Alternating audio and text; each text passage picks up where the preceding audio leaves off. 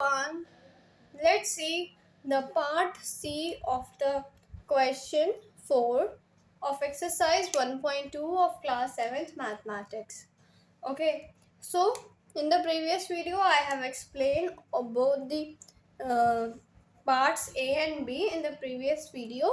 So if you haven't watched that video, first go and understand the concept.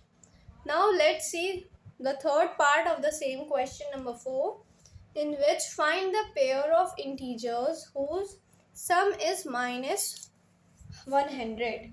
हमें क्या करना है, हमें ऐसे पेयर ऑफ इंटीजर्स को फाइंड करना है जिनका जो सम हो वो -100 हो। तो अभी तक हम लोग क्या कर रहे थे, हम लोग दो इंटीजर्स को लेट कर रहे थे ना, दो इंटीजर्स को सब मान रहे थे कि ये दो इंटीजर्स हैं जिनका जो सम होगा वो किसके इक्वल कर दे रहे थे, जो भी हमें क्वेश्चन में गिवन है दिया है कि सम इज -100, तो हम लोग कर देंगे कि x + y is equal to -100। ठीक है, तो let's see, let x and y be two integers. ठीक है, बी टू इंटीजर्स।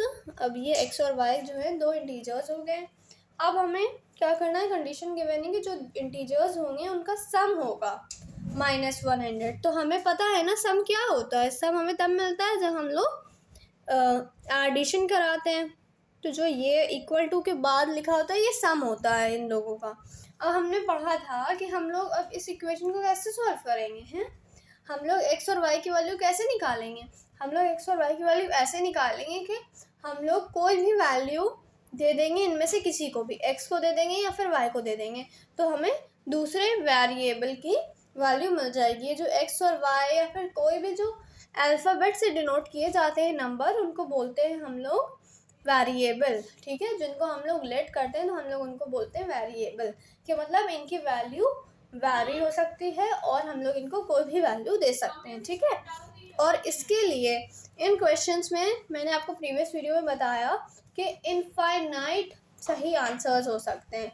बस कंडीशन आपकी ये जो है वो सेटिस्फाई होनी चाहिए कि हम लोग कोई भी इंटीजर्स फाइंड कर सकते हैं, लेकिन बस ये कंडीशन होनी चाहिए कि उनका जो सम हो वो किसके इक्वल हो, -100 के इक्वल हो। अब सपोज चलो हम लोग x को वैल्यू दे देते हैं, x को वैल्यू दे देते हैं हम लोग 50। ठीक है, x को वैल्यू दे दी 50। अब 50 + y इज इक्वल टू -100 ना।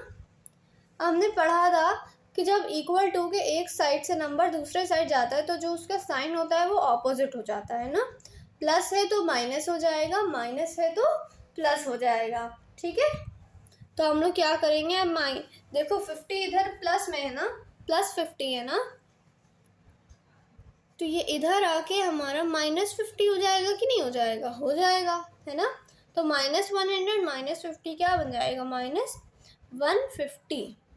अब देखो हमें वैल्यू मिल गई, x की वैल्यू क्या मिल गई, हमें x की वैल्यू मिल गई है 150 और y की वैल्यू मिल गई है -150। अब हम लोग चलो इन वैल्यूज़ को सेटिस्फाई चेक करते हैं कि क्या इनको जब हम लोग ऐड कराएंगे तो हमें -100 मिलेगा। देखो चलो, x + y is equal to 50 -150 है ना। अब क्या मिलेगा हमें, 100 और बड़ा साइन 150 बड़ा है, तो देखो आ गया हमारा -100।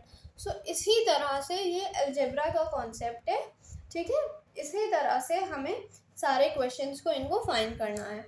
अब लिखा हुआ है कि जो पार्ट डी है उसमें हमें सम को इक्वल करना है 0 के, सम इज 0। हमें ऐसे इंटीजर्स फाइंड करने हैं जिनको जब हम लोग ऐड करें तो क्या आ जाए, जिनको हम लोग जब ऐड करें तो आंसर जो है उसका जो सम है वो 0 के इक्वल आ जाए। देखो ये हम लोग कैसे करेंगे, सेम चीज़ है कि लेट कर लिया है हम लोगों ने कि इंटीजर्स जो हैं वो x और y हैं। ठीक है, तो x + y इक्वल टू 0 कर दिया। अब x की वैल्यू कुछ भी दे दो, x की वैल्यू सपोज हमने 1 दे दी है, 1 + y इक्वल टू 0। अब y इक्वल टू क्या आ जाएगा, -1, है ना। अब देखो इस कंडीशन में दे रखो और तुम्हें पता मिल जाएगा कि x की और y की वैल्यू जो है वो सही है। प्लस x की वैल्यू 1 थी ना, प्लस -1। अब क्या हो जाएगा, प्लस माइनस माइनस, तो 1 माइनस 1 क्या होता है 1 माइनस 1 तो 0 होता है ना, तो इसने ये कंडीशन सेटिस्फाई कर दी। तो देखो जो भी इंटीजर्स आपको मिले आप लोग उनको इन इक्वेशन में, जो इक्वेशन आपने बनाई है उनमें पुट करिए, और अगर वो इक्वेशन जो है वो सेटिस्फाई कर रहा है कि हाँ जो मतलब कि हमें गिवन है कि सम ये होना चाहिए, सम 0 होना चाहिए या सम -100 होना चाहिए, व्हाटएवर वो सेटिस्फाई कर रहा है, तो इसका मतलब ये है कि जो इंटीजर आपने फाइंड किए हैं वो जो है करेक्ट है। ठीक है, now let's see the next part of the same question.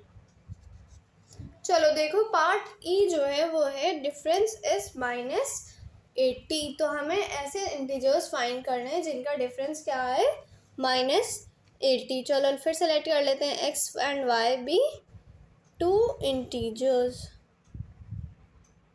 ठीक है, लेट कर लिया हम लोगों ने, ये हम लोगों ने लेट कर लिया। अब डिफरेंस निकालना है तो माइनस करना पड़ेगा ना, x minus Y is equal to -80। हाँ हम लोग x को वैल्यू दे दें, y की वैल्यू आ जाएगी।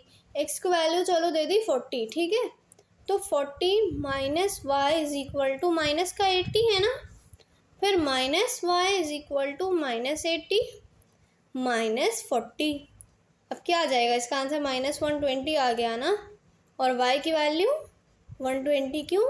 क्योंकि माइनस माइनस जब दोनों साइड पे होता है तो वो कैंसिल हो जाता है ना, माइनस माइनस दोनों साइड पे होता है तो वो कैंसिल हो जाता है। और ये भी एक कॉन्सेप्ट से आता है कि जो सेम चीज़ हमने आपको बताया कि जब इक्वल टू के एक साइड से नंबर दूसरे साइड जाता है तो उसका साइन ऑपोजिट हो जाता है, प्लस है तो माइनस हो जाएगा, माइनस है तो प्लस हो जाएगा। तो ये है मल्टीप्लिकेशन है तो डिवीजन हो जाता है, और अगर डिवीजन में होता है नंबर तो मल्टीप्लिकेशन में आ जाता है। ठीक है, तो यहाँ पे ये -y है, इसका मतलब क्या है, इसका मतलब है -1 जो है वो y के साथ मल्टीप्लिकेशन में है ना, तो ये -1 है तो होता है यहाँ पे, ये y के साथ मल्टीप्लिकेशन में होता है ऐसे। ठीक है, इज इक्वल टू माइनस का 120 है। अब इस -1 को जब हम लोग इधर भेजते हैं तो यहाँ पे तो ये मल्टीप्लिकेशन में है ना, तो ये यहाँ पे आके -120 अपॉन ये माइनस का 1 बन जाता है, और अब इस ये माइनस और ये माइनस मिलके प्लस बन जाता है। तो ये ऐसी जो होती है वैल्यू जो होती है हमारी प्लस हो जाती है। ठीक है, यही कॉन्सेप्ट ये यूज़ हुआ है यहाँ पे। अब देखो वैल्यूज़ को चेक कर लो, क्या 40 और 120 को जब माइनस करेंगे, 40 में से 120 माइनस करेंगे तो क्या हमारा -80 आ रहा है देखो, प्लस माइनस माइनस होगा, 80 आ गया और बड़े साइन लग जाएगा, बड़े नंबर का साइन लग गया। ठीक है, now let's see question number 5। Question 5 में क्या गिवन है कि find a pair of negative integers whose difference is -48।